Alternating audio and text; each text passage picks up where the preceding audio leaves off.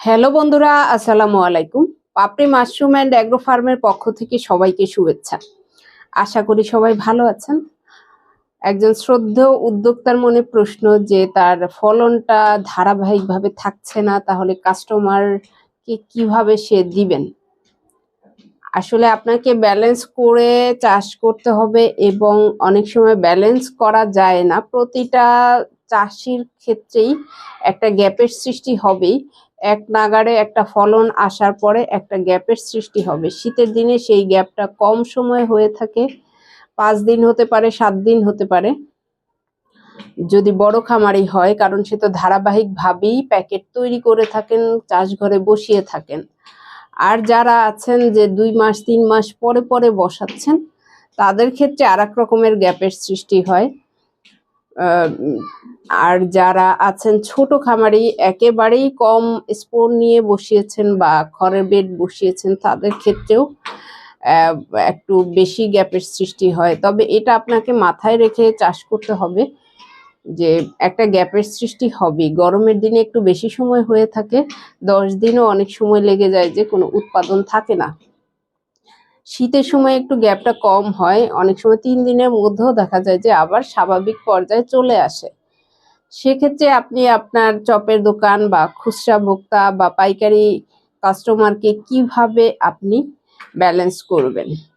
আপনার যখন দেখবেন যে আপনার উৎপাদন কমে আসছে, তখন আপনি ফ্রিজে কিছু স্টক করে রাখবেন রিস্ক কভারের জন্য। এবং আপনার অন্যান্য আশেপাশে যখন চাষি থাকবে, তাদের কাছেও আপনি সহযোগিতা নিতে পারেন। টিম ওয়াইজ কাজ করলে দেখা যায় যে কাস্টমার ধরে রাখতে সুবিধা হয়।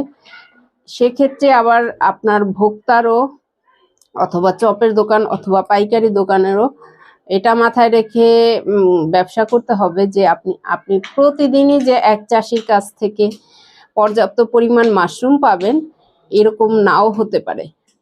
যারা নতুন এসেছেন তারা হয়তো জানেন না, কিন্তু আস্তে আস্তে জেনে যাবেন এবং ধারাবাহিকটা বুঝে যাবেন।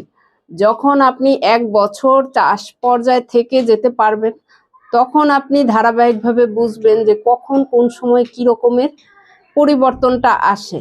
নানাবিধ পরিবর্তন আসবে, কারণ 12 মাসে 12 রকমের মেনটেন করতে হয় যারা আমরা চাষি। তো আশা করি ভিডিওটি দেখে উপকৃত হবেন। এবং যারা এই ধরনের সংশয়ে আছেন যে আমার প্রতিদিন উৎপাদন না থাকলে আমি আমার কাস্টমারকে কিভাবে হ্যান্ডেল করব। হ্যাঁ, আপনার বিশেষ করে চপের দোকানগুলোতে আমরা অনেক সময় গরমের দিনে এমনও করে থাকি যে পুরো 1 সপ্তাহটা তাকে স্টক রাখতে বলি, অথবা আমরাও এরকম ধারাবাহিকভাবে জমিয়ে, অনেকে আছে অনেক দূর থেকে এসে থাকেন, সেক্ষেত্রে অল্প নিলে তারও পোষায় না। আপনি সঠিকভাবে ফ্রিজে রাখতে জানলে আপনি বিক্রি করতেও সুবিধা হবে এবং আপনার ক্রেতারও চাহিদা পূরণ করতে পারবেন। আশা করি ভিডিওটি দেখে উপকৃত হবেন। ভালো থাকুন, সুস্থ থাকুন এবং নিজ ঘরে ঘরে মাশরুম চাষ করে নিজের পুষ্টির চাহিদা মিটিয়ে তুলুন। ভালো থাকুন, আল্লাহ হাফেজ।